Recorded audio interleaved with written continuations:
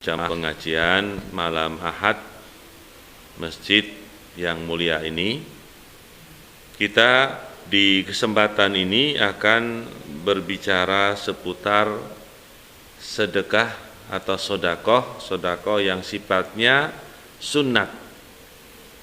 Jadi yang telah berlalu kita sudah membahas sodakoh yang wajib atau disebut dalam istilah kita zakat, itu sodakoh yang wajib. Sudah kita berbicara hukum-hukumnya dan seterusnya. Sekarang yang sodakoh yang sunnat sifatnya.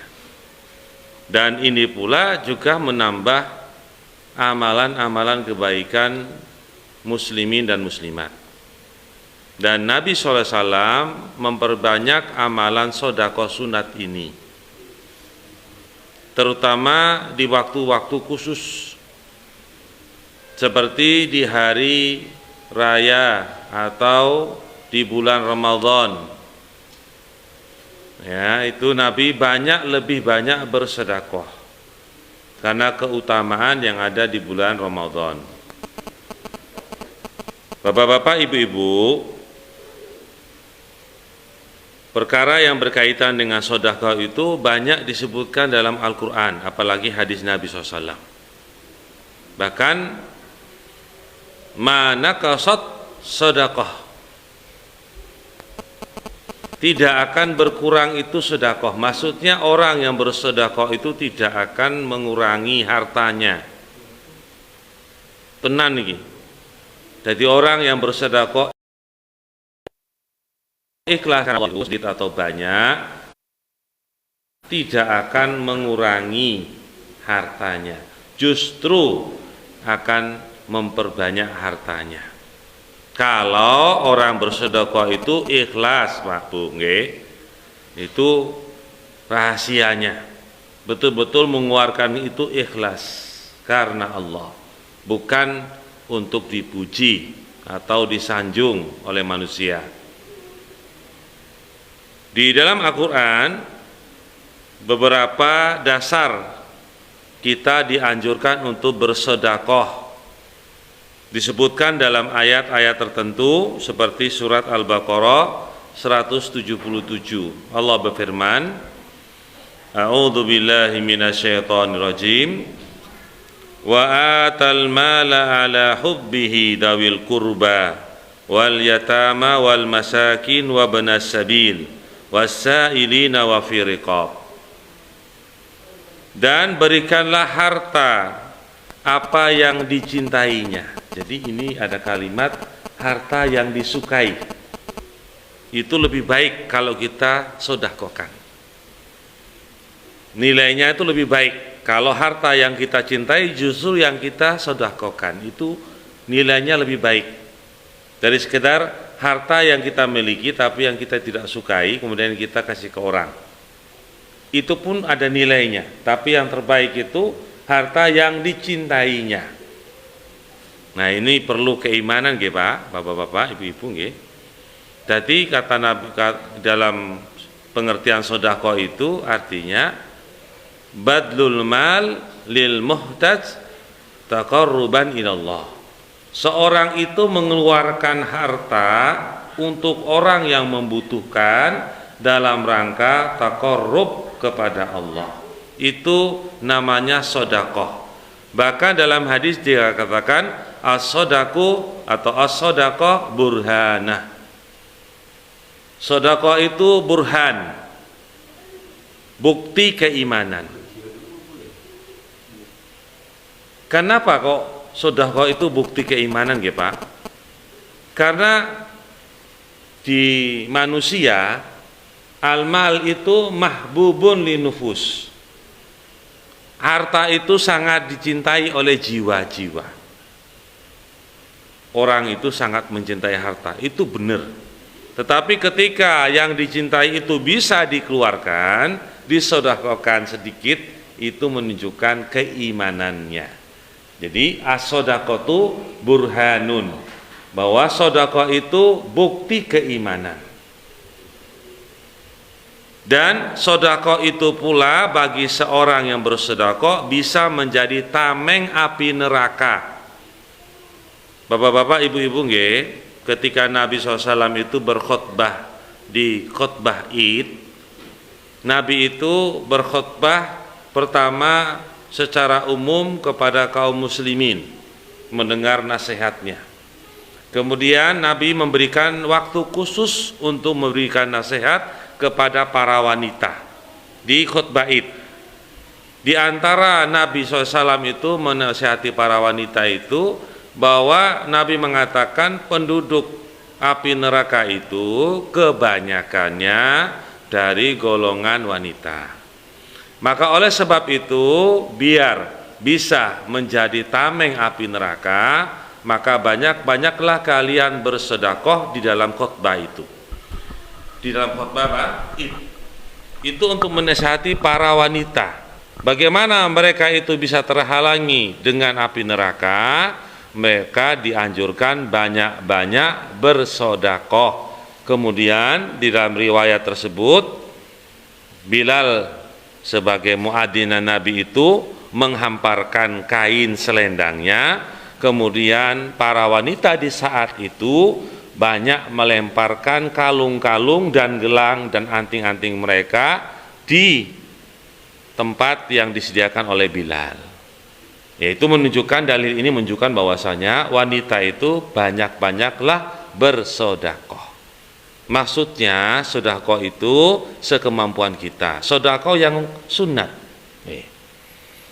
Kemudian dalam ayat ini disebutkan, berikanlah harta yang dicintainya kepada karib kerabat. Yang utama, yang pertama itu kepada kerabat yang dekat.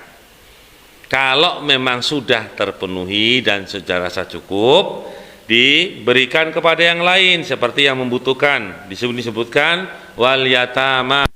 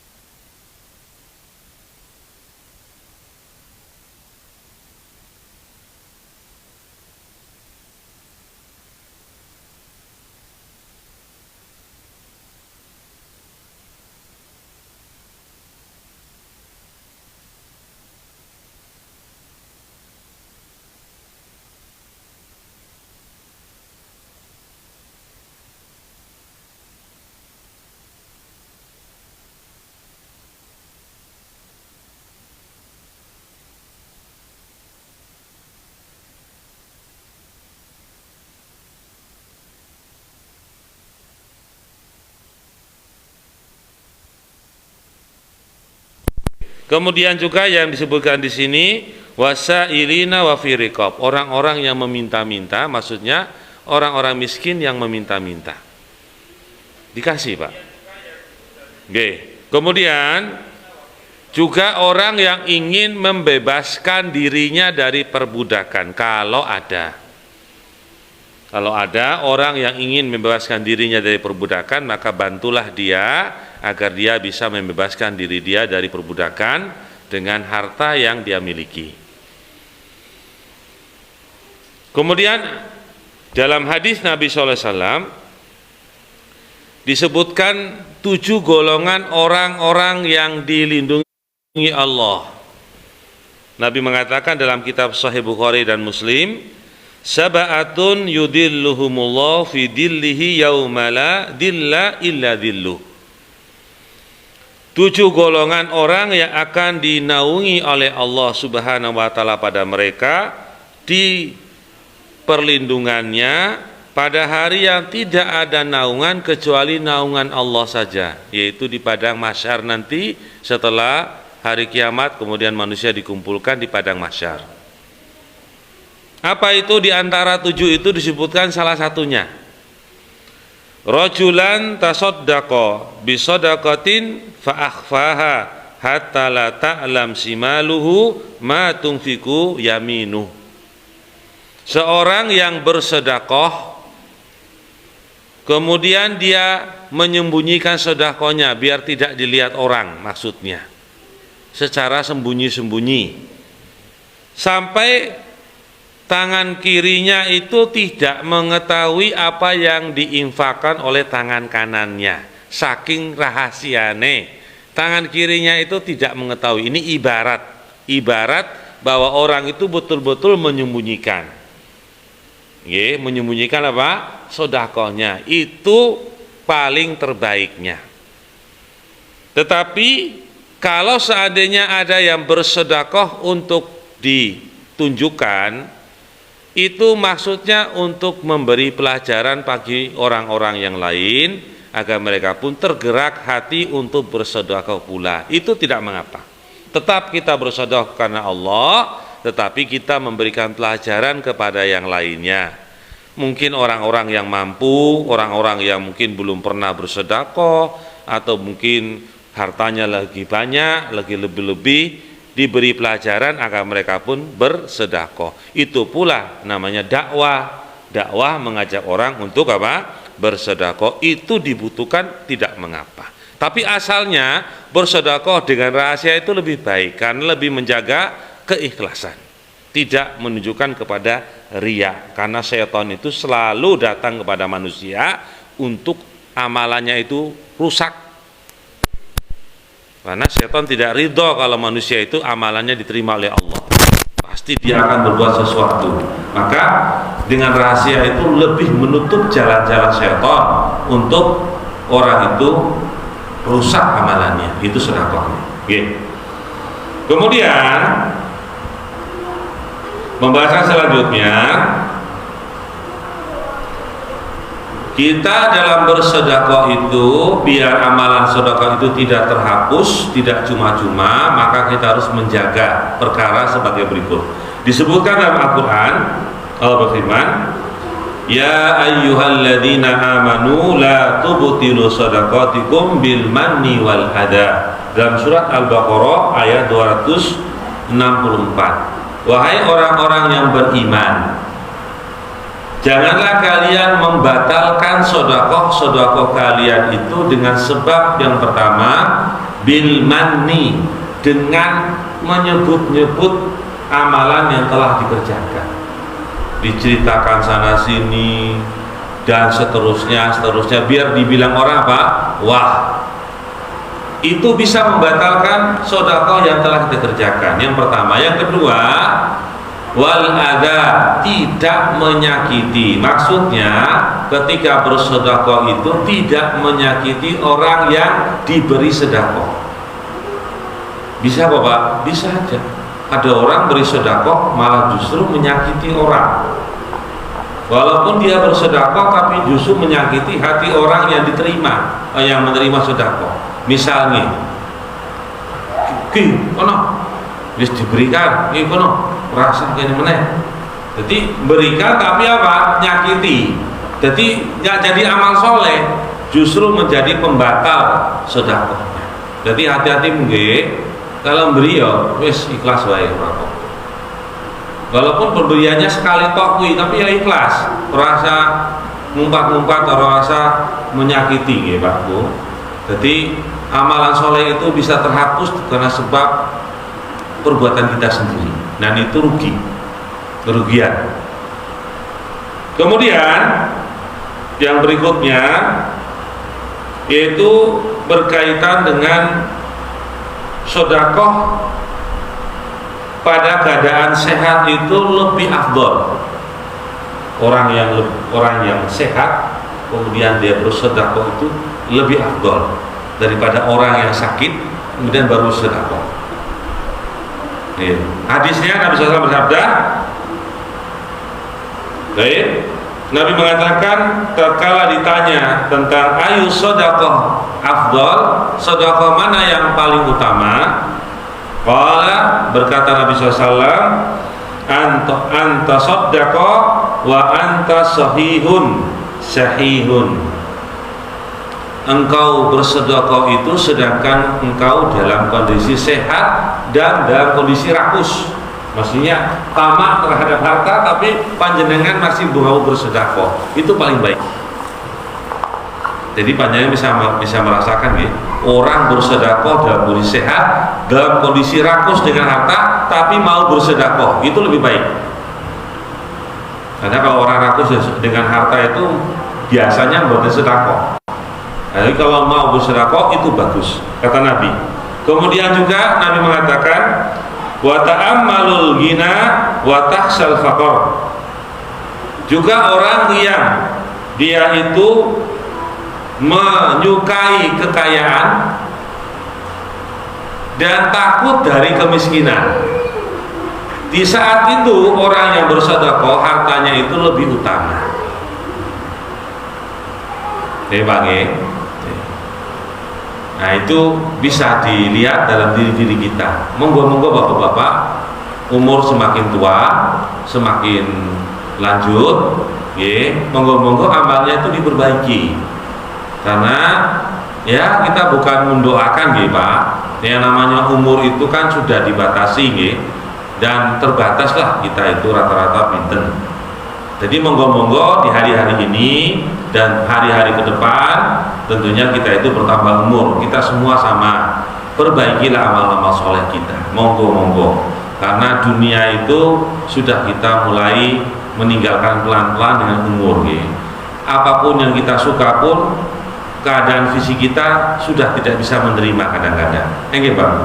Apa sing kita senangi kadang-kadang fisik ini sudah ora iso nerima. Apa yang kita ingin merasa nikmat, fisik ini juga kadang-kadang ora iso menerima. Karena menunjukkan fisik kita itu semakin tua.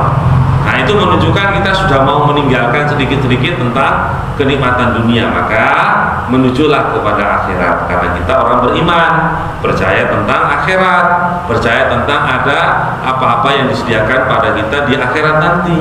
Monggo. Ya Pak, Bu, sama saya Mas Hendri, semuanya bapak-bapak sama. Umur kita semakin bertambah, kenikmatan dalam diri kita itu semakin berkurang. Contoh misal, gigi kita semakin berkurang ya Pak. Walaupun ada pun yo cekot-cekot, nggak enak. Makan yang enak pun yo biasa. Akhirnya lama-lama yo tinggalkan. Itu menunjukkan kenikmatan itu sudah mulai berkurang. Pandangan mata kita juga semakin kabur. Nah itu menunjukkan juga nikmat itu makin berkurang. Allah Subhanahu Wa Taala itu memberikan hikmat pada kita untuk kita ambil pelajaran. Kemudian selanjutnya berkaitan dengan waktu dan tempat bersedekah pun itu juga ada keutamaannya. Misal contoh saja jadi masih banyak waktu dan tempat yang utama untuk kita bersedekah. Tapi contohnya di sini seorang yang bersedekah di dua kota besar, kota Mekah dan Madinah, Haramain, itu pahalanya lebih besar ketika mereka bersedekah di dua tanah suci ini. Allah Subhanahu wa berfirman, "Fakulu minha wa at'imul ba'isal faqir." Dan berikanlah kalian makan darinya, dari hewan sembelihan, dan beri makanlah kalian dari hewan sembelihan yang kamu sembelih tadi kepada orang-orang yang sengsara lagi fakir lagi miskin. Itu di daerah Haramain. Kemudian Nabi SAW itu orang yang paling dermawan ketika di bulan Ramadan, Bapak-bapak Ibu-ibu, kita sudah mau masuk ke dalam bulan Ramadan, ajwadun nas, ya, yaitu Nabi SAW terjadi di bulan apa?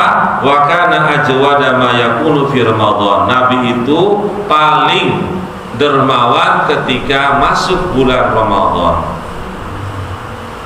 Jadi kalau bapak-bapak lihat-lihat di bulan Ramadan gitu, banyak makanan, banyak sumbangan, banyak itu karena memang manusia itu ingin bersedekah lebih di bulan Ramadan dan ingin mengambil pahala yang paling baik di bulan Ramadan.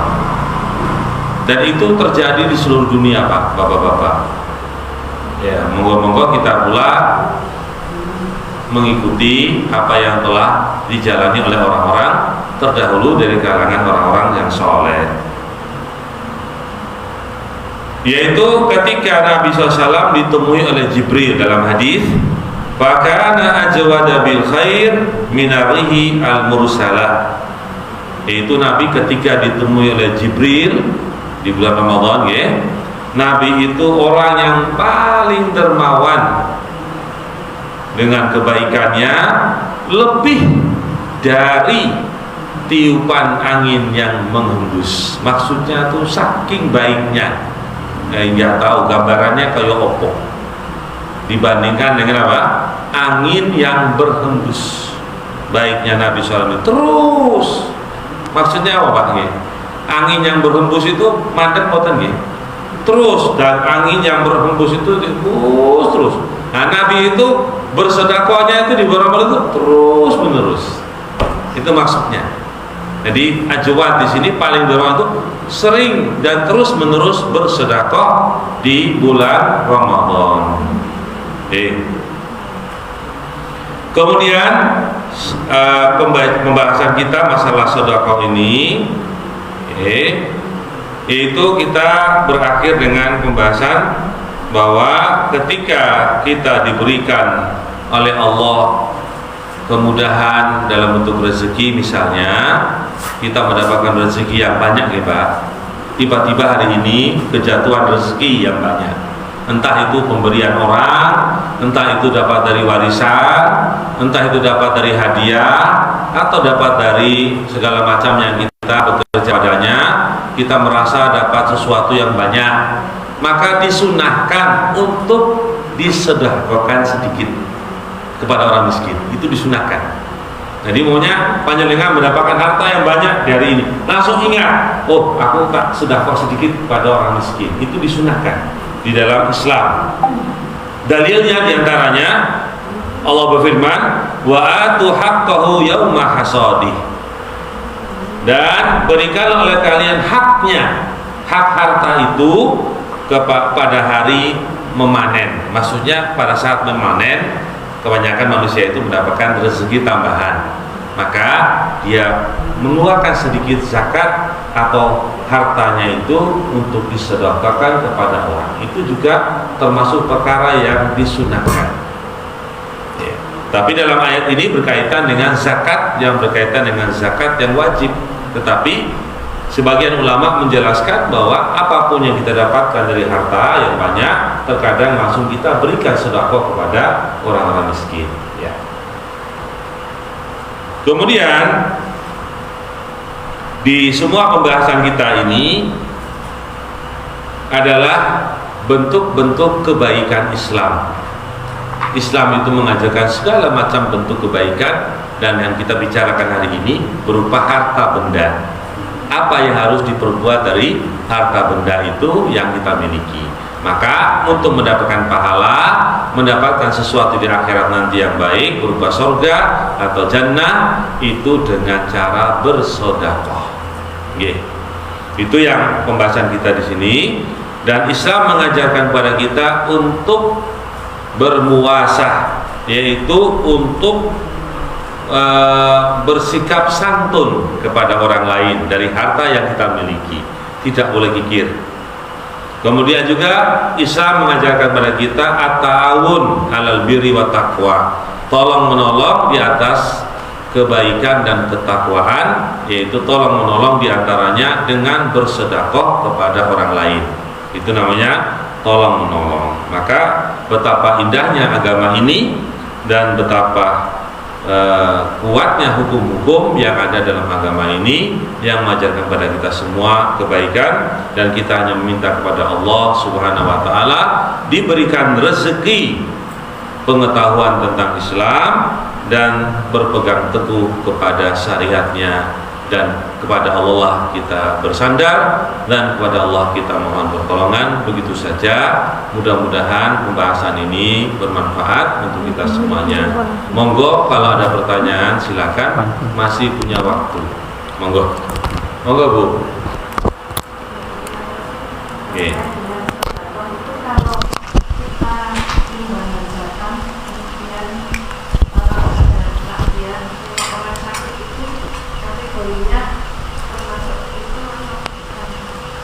Kalau datang ke orang yang sakit, takziah, masuk ke dalam bab sedekah. Kalau kita meniatkan sedekah, maka menjadi sedekah. Dan itu termasuk menolong orang yang lagi kesulitan. Bagaimana? Pripun Bu? Bu? Zakat paten? Manten. Sami Bu. Sami. Sedekah itu bisa kepada orang yang miskin, bisa kepada orang yang membutuhkan. Orang manten itu yang membutuhkan, sami yang membutuhkan, maka sedekah mboten napa-napa. Jadi itu termasuk sedekah pula. Tapi kita harus meniatkan sedekah. Karena semua amalan itu tergantung dari niatnya. Itu penting. Niat itu penting, karena niat itulah yang membedakan dengan sesuatu yang bukan ibadah. Kalau kita mau sholat maghrib, niatnya apa Pak? Sholat maghrib ya? Kan bukan sholat isya. Jadi sholat maghrib itu akan menjadikan amalan kita diterima karena kita niat sholat maghrib. Atau sholat isya, niatnya sholat isya. Jadi niat itu penting. Ketika niat itu gampang, dalam hati saja. Aku ingin sedekah karena Allah, selesai. Langsung menjadi suatu ibadah. Oke, monggo. Saya. Monggo. Nggih. Waalaikumsalam. Warahmatullahi. Pak Keputan anggere penceramah Mas Ustaz mila ugi kula silaturahim nggih. Mila ana sentilan saking kula kita ada istilah visi dan misi. Visi dan misi. Nggih, monggo silahkan Mas Ustaz. Visi dan misi. Nah, visi niku pandangan-pandangan tujuannya. Tujuannya nopo? Nah, misal tujuan pengajian ini agar semua orang bisa bertakwa pada Allah. Itu namanya visi. Misinya apa? Misinya agar agama ini bisa sampai kepada seluruh masyarakat. Ajaran-ajaran agama ini bisa sampai kepada masyarakat. Itu contoh misal kalau kita mengatakan visi dan misi. Nggih, ngoten mawon. Nggih, panjenengan nggih. Ampun. Nggih. Untuk sedekah. Yang diutamakan untuk orang miskin dan orang ya Pak. Untuk yatim ya. Nggih, orang miskin, orang yang anak yatim. Nggih. Tapi sekarang ya di masjid-masjid itu kalau Jumat ada tuh makanan ringan, ada apa tuh? Oh, nggih, sedekah niku. Jumat kalau Jumat iya, Jumat. Jumatan nggih. Nggih. Niku. Ini apakah lebih utama yang mana gitu Pak? Oh, nggih. Yang kedua Pak, yang kedua kalau mengikuti pengajian di YouTube atau di TVRI, itu apakah pahalanya sama dengan pengajian menghadiri di masjid Pak? Oh, oke. Jadi pertama itu sedekah yang diadakan di masjid-masjid di hari Jumat. Kalau dari sisi kebaikan, dia baik, baik, karena memberikan sedekah kepada orang-orang yang beribadah kepada Allah. Orang-orang yang bertakwa itu berhak disedekahi. Artinya mereka itu kalau diberi sedekah, yang makan orang-orang bertakwa itu justru lebih baik, karena akan meningkatkan ibadah dia. Dalam masalah yang lebih berhak, maka bagi orang yang bersedekah tentunya melihat suasana dan kondisi. Kalau memang di sekitarnya itu ada orang miskin yang lebih berhak untuk disantuni, ya maka diberikan kepada orang yang miskin dulu. Tapi kalau sudah dirasakan sudah diberikan dan dia masih punya kelebihan dan dia bersedekah di masjid, tidak mengapa pula, karena dia sudah ingin bersedekah kepada orang lain, yaitu terutama orang-orang yang bertakwa yang mendatangi masjid-masjid Allah Subhanahu wa taala. Itu pun juga baik. Yang kedua, pengajian melalui radio, melalui televisi, YouTube, HP dan seterusnya. Selama dia itu tidak ada halangan untuk datang ke pengajian langsung, maka lebih afdolnya, ya lebih afdolnya kalau dia bisa datang, maka afdolnya mendatangi majelis taklim. Karena di majelis taklim itu jelas hadisnya, di situ para malaikat akan apa? Duduk bersop-sop sampai ke langit. Kemudian akan didoakan oleh malaikat, Allah menyebutkan nama-nama orang yang ada di majelis ilmu itu di hadapan majelisnya para malaikat di Baitul Ma'mur. Kemudian orang yang duduk di majelis ilmu itu adalah orang-orang yang berada fi sabilillah dan seterusnya dari keutamaan. Maka kalau lihat dari sini, kalau kita tidak ada halangan untuk mendatangi masjid-masjidmu, maka kita mendatanginya. Itu lebih baik. Tapi kalau kita ada halangan waktu, pekerjaan dan seterusnya, maka kita mendengar dari YouTube, dari tempat-tempat yang lain tanpa belum mendatanginya, maka insya Allah pahalanya didapatkan dengan pahala apa yang disebutkan Nabi untuk pengajian, karena dia ada udur padanya, ada udur, ada alasan, yaitu dia mendapatkan pahala orang-orang yang mencari ilmu. Tapi kalau ada kesempatan, kalau dia malas, maka dia tidak mendapatkan seperti itu. Dia hanya mendapatkan ilmu, tapi tidak mendapatkan sebagian banyak pahala orang yang menghadiri majelis ilmu. Kurang lebih. Monggo.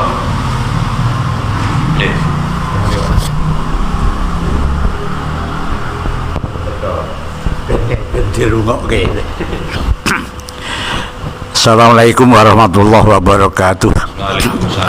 Bagaimana atas dasar kalau ada hadis atau Qur'annya, cara menasehati orang yang sampai tega meninggalkan sholat jamaah,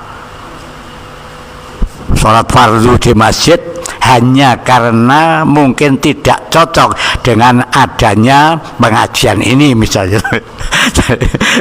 Cara menasehatinya bagi saya itu kasihan sekali, karena yang wajib ditinggalkan hanya mungkin tidak cocok, sedangkan dengan orang yang mungkin lebih tidak baik saja kadang-kala tidak ditinggalkan. Itu yang pertama. Yang kedua, itu pertanyaan rada berat itu malah. Yang kedua, tarwih, maaf tidak sedekah ya. Tarwih, sholat tarwih yang saya jalankan karena saya dulu ya pendidikan Muhammadiyah terus gitu ya. 4-4-3. Kalau tahajud saya 2-2-2-3. Bagaimana kalau itu atas dasar hadis atau apalah itu yang Muhammadiyah itu. Bagaimana kalau misalnya tarwih itu hanya 2-2 terus 3? Terima kasih Pak. Assalamualaikum warahmatullahi wabarakatuh. Yang pertama, kita menasihati. Menasihati itu artinya orang itu menasihati dengan bijak, tidak dengan emosi. Apalagi orang-orang yang memiliki agama tidak boleh emosi kepada orang yang tidak cocok atau tidak sepertinya. Dan itu ujian kehidupan manusia dari dulu sampai sekarang. Maka kita hanya bisa mengingatkan kepada kita semua bahwa innamal mu'min ikhwah, innamal mu'minu ikhwah. Hanya saja orang-orang yang beriman itu bersaudara. Kalimat bersaudara itu kalimat yang sangat mendalam. Kita dengan adik kita namanya saudara, tetapi kalimat ini lebih daripada itu. Berarti menunjukkan kalimat saudara itu seperti apa yang dikatakan kepada adik kita sendiri, bahwa kita itu saudara. Jadi saudara adalah orang-orang yang beriman. Maka nasihat kita seperti itu saja. Kenapa kita harus tidak melaksanakan sesuatu yang baik, maunya sholat wajib, maunya bagi laki-laki berjamaah misalnya, kok bisa sampai tinggalkan karena dengan saudara muslim kita sendiri? Kok bisa seperti itu, tidak mau bertemu? Kok bisa seperti itu? Ya toh? Kan begitu. Nasihatnya seperti itu aja, Pak. Kemudian berikanlah pemahaman bahwasanya kita itu bisa berbeda, orang Islam itu bisa berbeda, tetapi tidak menimbulkan perpecahan. Di antara persatuan kaum muslimin yang dibangun Nabi SAW itu adalah diantaranya berjamaah bersama di masjid. Itu diantaranya. Saya potong. Okay. Lantas saya sebagai orang tua karena kasihan dan ingin, mestinya jangan ya datanglah sholat jamaknya jangan sampai ditinggalkan. Lantas apa dasar atau pakai apa ya saya orang tua menasehati? Adakah tolong nanti dicarikan anunya, kalau hadis ya hadisnya, kalau Quran Qurannya, kalau masalah ukhuwah Islamianya kan harus, jangan sampai harus kita tidak malah kasih tadi. Bagaimana bisa menyadarkan bahwa ini kan pengajian bagus ya, bahkan sampai saya keras sekali kalau ini jelek, misalnya ini mungkin reserse atau dari kok ini bahaya, kok tak usiri, tak melu, maaf. Sampai begitu saya menegaskan bahwa ini kan ilmu yang sangat bagus, coba diteliti sejak awal isinya yang diajarkan apa. Kalau nanti menyimpang, kok tak rewangi ngusir ini, maaf ya Pak. Sampai seperti itu, maaf ya. Ini gimana, ini anunya apa, hadis atau apanya yang untuk menyampaikan, karena orang-orang pintar juga ini Pak, tidak gampang. Kalau hadis yang menyebutkan tentang ini ya umum, sifatnya umum, yaitu mengajak kita untuk bersama, bersatu, ta'awun ala birri wa taqwa, wa ta'awanu ala birri wa taqwa, wa la ta'awanu ala ismi wal udwan. Itu dalam umum bahwa Rasulullah Allah berfirman, maka tolong menolong kalian dalam ketakwaan dan janganlah tolong menolong kalian di dalam permusuhan. Itu jelas. Jadi kalau hadis khusus berbicara tentang ini tidak ada, tapi umum itu ada yang mengajukan kepada kita untuk bersatu. Jangan saling membenci, la tabaghadu wa la tahasadu.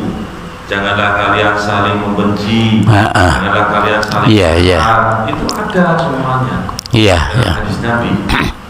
Tapi pelaksanaannya itu ternyata memang kita itu terkadang karena ada bisikan-bisikan tertentu, sehingga kita itu terkadang kepada kaum muslimin sendiri itu banyak mencurigainya karena adanya bisikan-bisikan, dan itu syaitan masuk padanya. Pasti syaitan itu masuk padanya karena syaitan itu tidak mengingat kita itu baik bersama. Nek kula sebagai seorang yang berdakwah terbuka, asalnya kula di mana,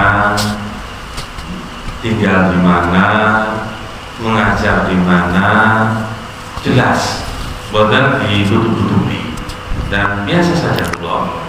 Jadi nek panjenengan menerima kula di sini berarti kula bersyukur, sangat bersyukur, karena saya sendiri bisa menyampaikan agama ini sebagai bentuk kewajiban saya sebagai orang yang belajar ilmu agama, dan zakatnya diantaranya menyampaikan ilmu. dan menyebarkan kebaikan kepada seluruh manusia, di antaranya masyarakat di daerah sini.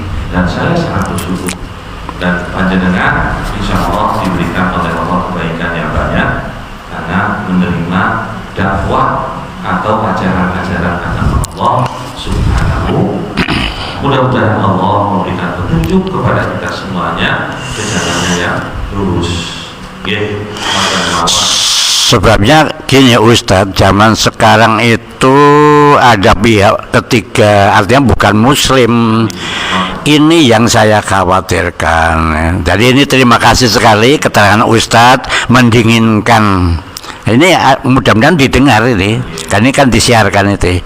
Jadi keterangan Ustadz itu mendinginkan, jadi memantapkan kita, mudah-mudahan dengan ini nanti malam minggu selanjutnya banyak yang hadir.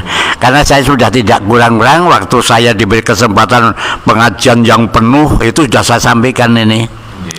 Jadi kepada Ustadz saya usulkan ya materinya yang ini seperti itu, yang mendapat dengan ilmu akan menjadi baik, dengan ilmu akan mudah, dengan ilmu kita akan diangkat derajatnya, kan tujuannya itu saya mengajak saudara-saudara itu. Terima kasih dan maaf saya ini pertanyaannya agak-agak yang kedua saya dijawab.